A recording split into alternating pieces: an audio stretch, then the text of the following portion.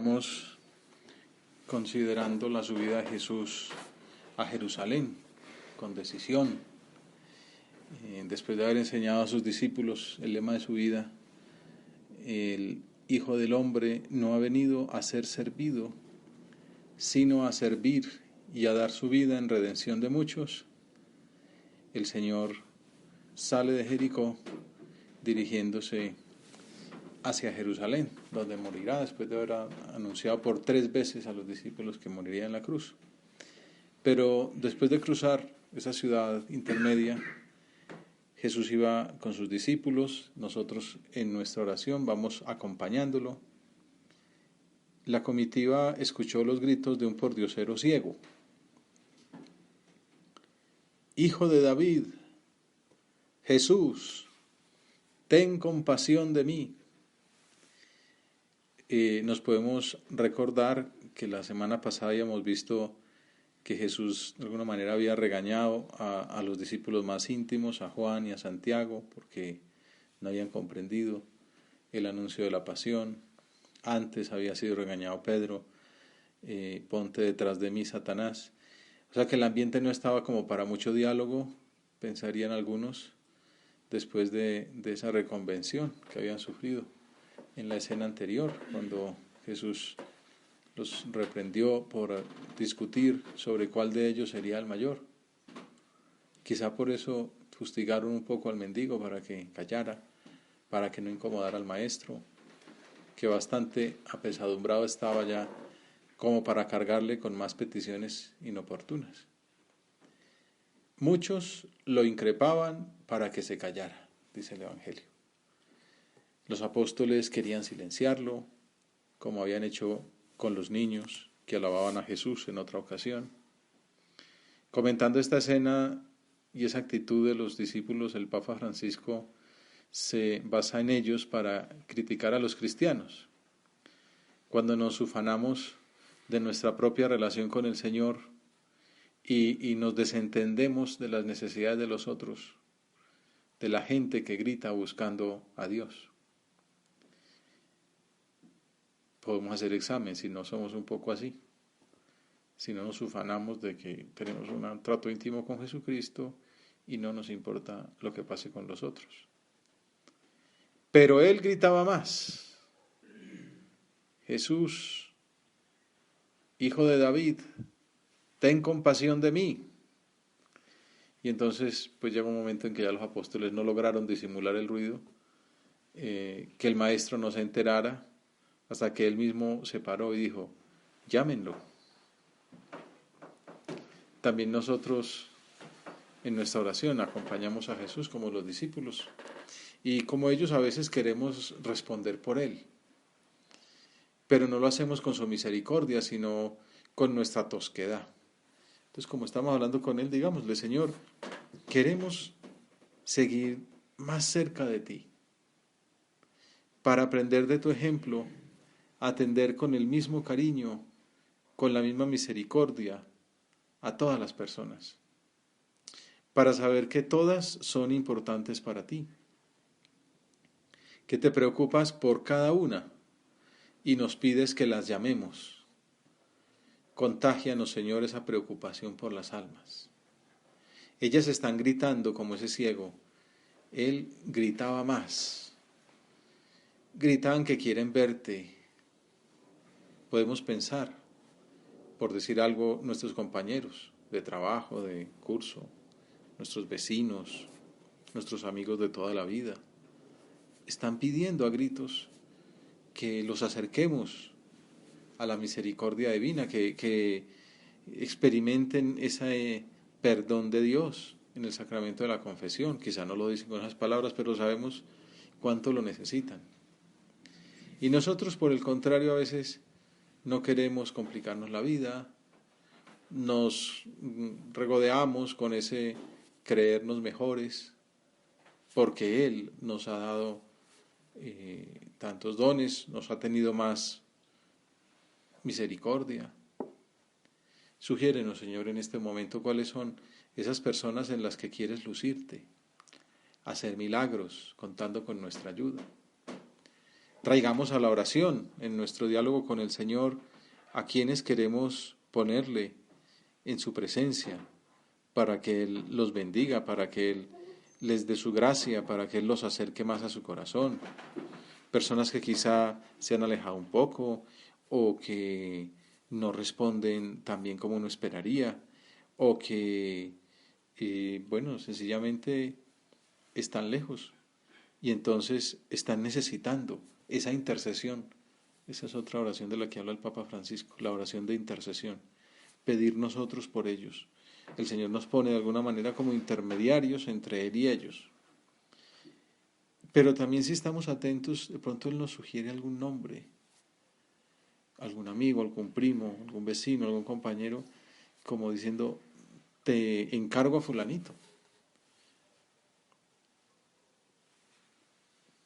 Sugiérenos, Señor, ¿cuáles son esas personas? Que nos demos cuenta de que quieres necesitar de nosotros como hace 21 siglos quisiste necesitar de los apóstoles. Que te detienes y nos dices a nosotros, pensando en esas personas, llámenlo, llámalos tú en mi nombre, complícate la vida y acércate a ellos. Esa es como la visión, digamos, de la compañía de Jesús. Luego está, por otro lado, la óptica desde el mismo ciego. Si nos imaginamos que estuviéramos a su lado o si nos imaginamos que somos nosotros ese ciego, ¿qué pasaría por la mente de aquel hombre mientras tanto? Llevaba una vida lamentable, ciego y mendigo. San Agustín dice que quizá había sido reconocido antes de perder la vista. Al menos su padre aún era recordado. Pues le llaman Bartimeo, que esa partícula de Bar es hijo, el hijo de Timeo. Así como el Señor cuando se llama a Pedro le dice, bienaventurado eres Simón Bar Jona, el hijo de Jonás. O como alguna vez mencionamos también, cuando Pilatos pone en confrontación el Viernes Santo por la mañana a Barrabás con Jesús, está contraponiendo a un falso hijo del Padre con el verdadero hijo del Padre. ¿A quién queréis que os suelte? ¿A Abba o a Joshua, que se dice Cristo? ¿Al hijo del Padre o al que se dice hijo del Padre? La gente elige al falso hijo del Padre. Bueno, Bartimeo quiere decir que Timeo era alguien más o menos reconocido en su momento. Quizá este hombre terminó venido a menos a causa de su enfermedad, porque además pues eran vistas como castigos divinos por pecado. Algo habrá hecho por haberse quedado ciego, pensaría la gente. Sin embargo, es posible o probable que hubiera oído hablar de aquel taumaturgo que curaba paralíticos, que devolvía la vida a los muertos, como vimos hace unos meses, el hijo de la vida de Naím, que expulsaba demonios. Cuando uno está enfermo va buscando todo tipo de soluciones, ¿no? Pues la tradicional, la habitual, pues cuando uno empieza a fallar busca que el oriental, que el no sé qué, que busca donde sea, ¿no? Imagínense entonces con mayor razón. Entonces, en esas circunstancias personales, cualquier posibilidad de curación era recibida con esperanza. Pero además le habrían llegado ecos también de su predicación y en su interior se había convencido de que aquel personaje era sin duda alguna el Mesías esperado. Claro, los ciegos tienen también como esa vida interior más rica, ¿no? Porque están metidos dentro de sí, más reflexionan, más piensan. Por eso gritó, Hijo de David, Jesús, ten compasión de mí. Sabemos que Hijo de David es una de las acepciones mesiánicas. El ciego vio más que los otros, ya que reconoció en ese maestro al Mesías anunciado. No deja de ser muy significativo que el evangelista reporte aquí ese título cuando estamos a las puertas de los acontecimientos definitivos de la Semana Santa del primer triduo pascual. Esperaba encontrarlo el ciego en alguna fiesta litúrgica de camino a Jerusalén. Quizá intentaría buscarlo al saber que estaba en parajes cercanos, pero obviamente su limitación física se lo habría impedido, se lo habría al menos dificultado, y en su pobreza tampoco había podido conseguir un lazarillo, hasta que aquella mañana escuchó, con la finura de oído que desarrollan los ciegos, algunos ecos del paso de Jesús de Nazaret. Y entonces, en esto hay mucha gente que es experta para saber encontrarse con un personaje, pues el echar travesía. Pues si uno se va en pos de él, pues muy difícil conseguirlo. Bueno, conocemos a Zaqueo, que se trepa al sicomoro. Bartimeo lo que hace es que se va para las afueras. Estos pueblos solo tienen una salida, entonces va y lo coge a la salida del pueblo. Mientras está dentro del pueblo, está lleno de gente, entonces él va y hace fila, espera, y así le toca estar en primera fila. Recuerdo que yo hacía eso en San Pedro para ver a Juan Pablo II. Pues uno puede estar toda la misa en la fila 48 y verlo relativamente cerca y verlo pasar pues a 20 metros, o estar toda la misa en la fila 1000 pero pegado a la baranda, y entonces al menos a la entrada y a la salida lo puede ver más de cerca o incluso tocar, como fue el caso. Entonces, pues esos truquitos seguramente también se los conocía de memoria el ciego Bartimeo.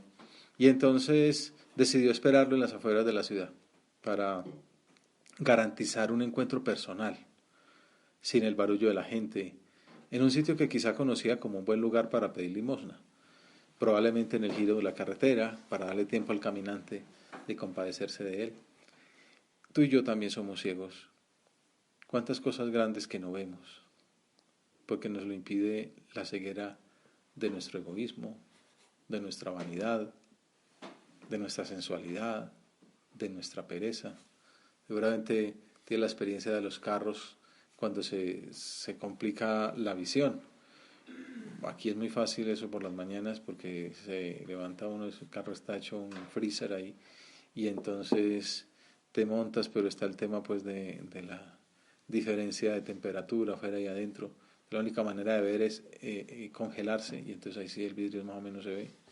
O si uno quiere, bueno, estos esos problemas de la dificultad para ver bien, para ver con claridad, pero hay que ir con mucho cuidado. Bueno, a veces vamos por la vida así, o un buen aguacero, y entonces pues no termina de limpiar lo suficiente. Y entonces nuestra vida puede ser así, que no vemos bien, que vemos borroso. Bueno, también cuando pasan los años, esto nos lo contaba el padre Alejandro, que el pobre ya está más mayor, hay que tratarlo con cuidado. Y entonces ya le toca que si las gafas, que progresivas, pero que si le corrige demasiado, entonces ya no lee, ya las tiene que quitar. Bueno, son cosas que le pasan a los mayores, ¿no? Pues, pero bueno, a los mayores, estos muchachos le han perdido las gafas y también no. Dígame quién es, porque yo no veo, como estoy sin gafas, no veo quién es. Bueno, así pasa en el alma también, y ahí sí no depende de la edad, porque tenemos cosas que nos quitan agudeza visual o que nos interrumpen el observar con detenimiento, con detalle, que son esos nuestros pecados. Nos tapa los ojos del alma el tener la mirada puesta en lo de abajo, en nuestros proyectos, en nuestra fama, incluso en nuestros fracasos, en nuestras miserias, que quizá a veces nos humillan más porque no somos tan perfectos como quisiéramos, que por la ofensa de Dios. Chesterton, que decía, el optimista te mira a los ojos, el pesimista te mira a los pies, ¿no? Como que no levanta la mirada. Y a veces somos así, muy cegatones, ¿no? Lo peor es que no nos damos cuenta. Creemos que vamos bien, que no necesitamos ninguna ayuda. Y esa es nuestra peor ceguera. Ojalá tuviéramos la humildad que tuvo Bartimeo, que no se avergonzó de esperar delante de todo el mundo y de manifestar su fe. Pidámosle ahora al Señor, en este rato de oración, que es de lo que se trata, de ir hablando con Él. Dios mío, muéstrame cuál es esa ceguera que me tapa los ojos, que me impide ver la luz que tú me quieres mostrar. Y Él nos muestra, Él nos habla. Si es la falta de penitencia, si es la falta de oración, si es el estar encerrado en uno mismo y en sus problemas, si es la falta de serenidad, de profundizar, de darle importancia a lo que toca, peso, ¿no? Amor a lo importante y saber relativizar lo urgente, lo llamativo. Mirar a ver, Señor, ¿qué me enceguece a mí? ¿Cuánto cuesta conocerse a sí mismo?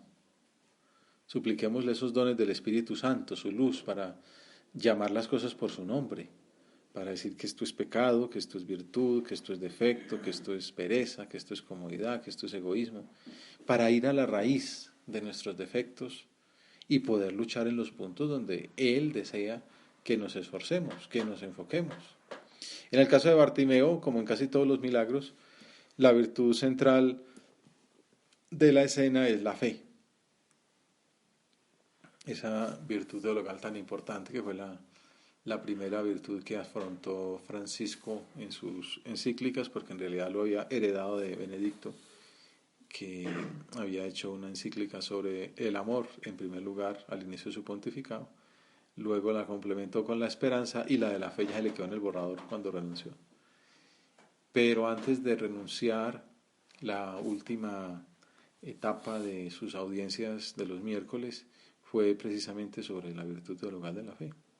Y decía que se trata del encuentro no con una idea o con un proyecto de vida. La fe es un encuentro con una persona viva que nos transforma en profundidad a nosotros mismos, revelándonos nuestra verdadera identidad de hijos de Dios. Acaba de salir el documento del sínodo y bueno, es un llamado a que la Iglesia renueve su dinámica pastoral, ¿no? Con los jóvenes, a que los escuche más, a que les brinde oportunidades de aislamiento, de retiro, de discernimiento, de escuchar más cerca a Dios. Una actividad como esta de alguna manera lo logra, pero también hace falta esas convivencias o encuentros también en los que se haga labor social para encontrar a Cristo allí en los necesitados, para que sean los jóvenes los mismos apóstoles los que anuncien al Señor a sus amigos. Pero hace falta esta labor de discernimiento. Ese es uno de los pasajes del título del Sínodo de los Jóvenes, ¿no? La fe y el discernimiento. Jóvenes, fe y discernimiento vocacional. Bueno, pues estamos ahí centrados. No sabemos qué tan viejo era Bartimeo, pero podía ser, lo mejor es imaginárselo de la propia edad. Si tuviéramos a nuestra edad la ceguera y nos encontráramos con Jesús, darnos cuenta que ese encuentro no es con una ideología o con un proyecto, sino con una persona viva, con Jesucristo, que nos transforma en profundidad a nosotros mismos, revelándonos nuestra verdadera identidad de hijos de Dios. La identidad es uno de esos temas importantes de siempre, ¿no? ¿Quién soy yo? ¿Para qué nací? ¿De dónde vengo? ¿Para dónde voy? Hay mucha gente que estas preguntas que parecen tan lógicas, pues no las tienen resueltas. Pues, por ejemplo, había un muchacho que andaba así, con unas tradiciones familiares muy fuertes, religiosas, a las cuales rechazó, se rebeló, típico así como de la adolescencia, ¿no? De desconfía de lo de tus padres y de lo de tus profesores y vete a buscar por tu propia cuenta la verdad. Entonces lo que hizo fue buscando maestros por todo el mundo, entonces conocido, las mejores escuelas y bueno, pues iba encontrando luces, pistas interesantes, pero no le terminaban de satisfacer y seguía buscando y pensando. Bueno, también buscaba en la amistad, en el placer, en las parrandas, por ahí terminó teniendo un muchachito por ahí de alguna manera mal a vida, pues digo, por fuera del matrimonio, tal, fruto de sus aventuras. Y hasta que un día, en una de esas ciudades, bueno, terminó por Milán, imagínense, este era un hombre, un africano, ya cruzado el Mediterráneo, ya recorrido toda Italia. Entonces estaba en Milán y pues pasa por las grandes escuelas ahí de Roma, de Nápoles. Entonces a Milán, que ya es bien a Europa adentro, yo no sé por qué, un domingo pasó por el Domo de Milán, ¿no? Una iglesia bellísima ahí, y entonces entró a misa. No sé si por la gente o por curiosidad o bueno, por ver esas obras tan hermosas que caracterizan aquella basílica, y está hablando el obispo. que era un personaje de mucha categoría, nada más y nada menos que San Ambrosio de Milán. Y aquellas palabras, pues en parte pues, por la santidad de San Ambrosio, pero fundamentalmente por el peso de las palabras del Evangelio, le hicieron a aquel hombre replantearse su vida y dar un vuelco. Se encontró con una persona viva que lo transformó en profundidad y le reveló su verdadera identidad de hijos de Dios. Como ustedes bien saben, estoy hablando de Agustín, que después fue obispo, y padre y doctor de la iglesia, ¿no? Todo comenzó con un pasar por una iglesia, ¿no? Y por escuchar la palabra que le decía el sacerdote en la misa dominical. Es lo que le sucedió. Bueno, Agustín dice, es que estaba ciego. Agustín también es el que decía que estaba comentando antes esta imagen. Decía, claro, yo te estaba buscando fuera de mí, por toda Europa, y tú estabas dentro de mí. Y escribir aquel libro tan hermoso, Las Confesiones, que comienza así: nos creaste, Señor, para ti, y nuestro corazón no descansa hasta que se encuentra en ti. Bueno, eso es típico del joven, ¿no? Un joven que busca, un corazón inquieto, le dice él que era lo que le pasaba. Bueno, somos así, inquietos y buscamos. Y la fe es la que nos ayuda a encontrar esa persona y a dejarnos cambiar por ella, a dejarnos iluminar sobre esa verdad más clara que es que somos hijos de Dios. Y esto es lo que le sucedió a Bartimeo a las afueras de Jericó. Tal vez alguien le avisaría al momento de salir por la puerta de aquel poblado, y justo en ese momento él habría empezado a clamar, a decir a gritos, como decíamos al comienzo, así se juntan las dos escenas: Jesús, hijo de David, ten compasión de mí. ¿Se acuerdan? Bueno, pues él esperaba que al reconocer el mesianismo de Jesús, el decirle hijo de David, sería bien tratado por sus discípulos. Es lo menos que puede hacer un apóstol, agradecer las alabanzas de su maestro. Quizá entonces, planeaba el ciego, uno de aquellos hombres se le acercaría para llevarlo ante la presencia del maestro, y así parecía que comenzó a suceder. Nada más terminar sus gritos, sintió la cercanía de varios discípulos.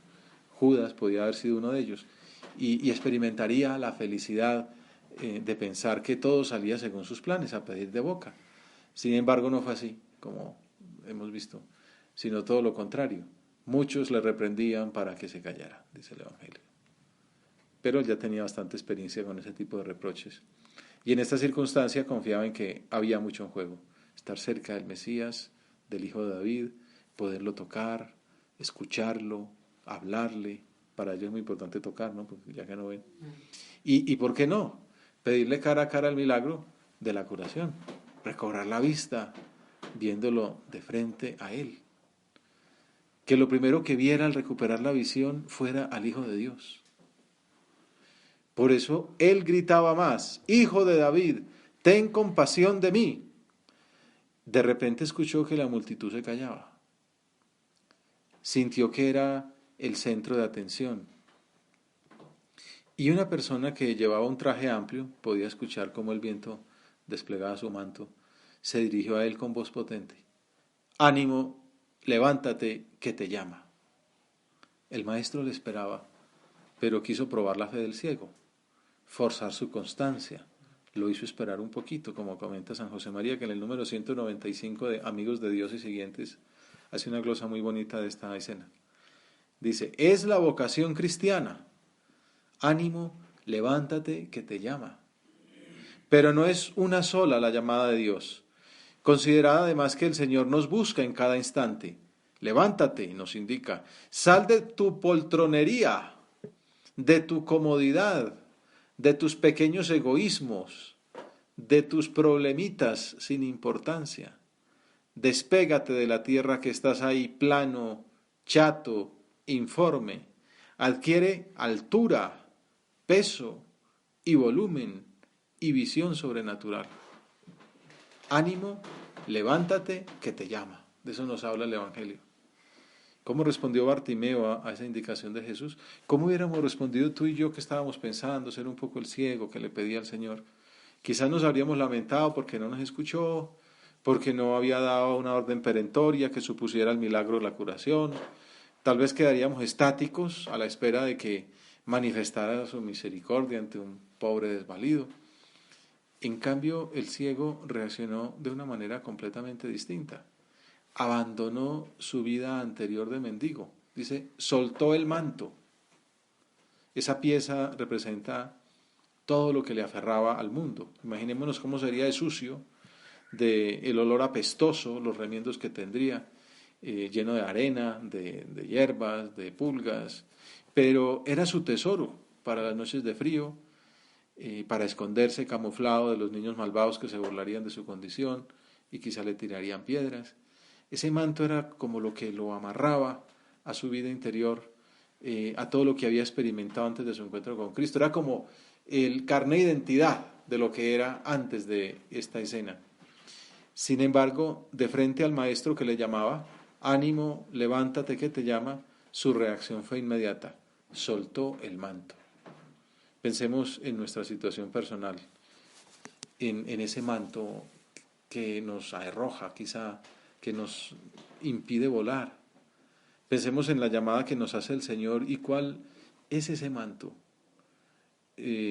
Nuestra propia soberbia, las convicciones profundas que no estamos dispuestos a cambiar para aceptar las peticiones de Jesús, nuestro modo de ver el mundo que nos hace intolerantes, con deseo de salirnos siempre con la nuestra, de decir la última palabra, o la sensualidad que nos impide levantar la mirada hacia el Señor y dirigirnos hacia Él. Ojalá tuviéramos, y te lo pedimos, Señor, esa decisión de Bartimeo, de soltar el manto y con él todo lo que nos aferra al mundo. Después, ya ligero de equipaje, el ciego brincó, saltó, no se acercó simplemente, ¿no? Sino que saltó y se puso a los pies del Señor. El Evangelio dice, soltó el manto, dio un salto y se acercó a Jesús, se puso a sus pies. El relato de San José María cuenta una intimidad autobiográfica. Inmediatamente comienza un diálogo divino, un diálogo de maravilla que conmueve, que enciende, porque tú y yo somos ahora Bartimeo. Abre Cristo la boca divina y pregunta, ¿qué quieres que te haga? Y el ciego, maestro, que vea. Le suena, ¿no? Que San José Marías palabras le impresionaron mucho cuando estaba joven, escuchando esa llamada de Dios, y decía, Domine ut videam, Señor que vea, con esa misma ejaculatoria de el ciego de Jericó. ¿Qué cosa más lógica? ¿Y tú ves? ¿No te ha sucedido en alguna ocasión lo mismo que a ese ciego de Jericó? Yo no puedo dejar de recordar que al meditar este pasaje muchos años atrás, al comprobar que Jesús esperaba algo de mí, algo que yo no sabía que era, hice mis jaculatorias. Señor, ¿qué quieres? ¿Qué me pides? Presentía que me buscaba para algo nuevo. Y el Rabboni ut videam, maestro que vea, me movió a suplicar a Cristo en una continua oración, Señor, que eso que tú quieres se cumpla. Pues nosotros seguramente estamos buscando también ver el destino que el Señor tiene para nosotros, el designio de su voluntad, discerniendo la vocación que Él ha pensado para ser santos. Estos días recibimos la noticia de la próxima beatificación de Guadalupe Ortiz de Landázuri, una mujer jovencita, se entregó a Dios en medio de muchas dificultades familiares. Estuvo en México empezando el Opus Dei, luego estuvo en Roma trabajando en el nivel central con San José María, luego regresó a España, terminó haciendo un doctorado, pues para ahí están algunos haciendo la noticia de una científica santa. Bueno, pues una joven que ve al Señor, que ve lo que Dios le pide. Pues mira cómo respondía San José María, Señor, que yo también vea. Y esa otra, que eso que tú quieres se cumpla. El prelado de la obra insiste mucho en pedirle al Señor luces para ver, Señor que vea, y fuerza, ¿no? Luces en la inteligencia para ver, y fuerza en la voluntad para cumplir aquello que vemos. Señor que vea, qué buena ejaculatoria.